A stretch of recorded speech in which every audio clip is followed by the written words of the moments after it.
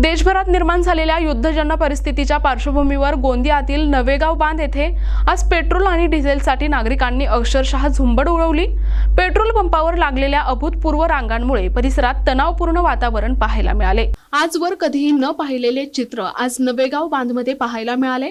मुख्य रस्त्यापासून थेट पेट्रोल पंपापर्यंत वाहनांच्या लांबच लांब रांगा लागल्या होत्या। युद्धाच्या हालचालींमुळे आगामी काळात इंधन टंचाई निर्माण होण्याची भीती नागरिकांमध्ये पसरली आहे। त्यामुळे नागरिक मोठ्या प्रमाणात इंधनाचा साठा करण्यासाठी पंपावर गर्दी करत आहेत। या गर्दीमुळे इंधन भरताना नागरिकांमध्ये किरकोळ वादविवाद देखील झाल्याचे समोर आले। अचानक झालेल्या या गर्दीचा मोठा फटका स्थानिक वाहतूक व्यवस्थेला बसला असून रस्त्यांवर वाहनांचा खोळंबा झालाय।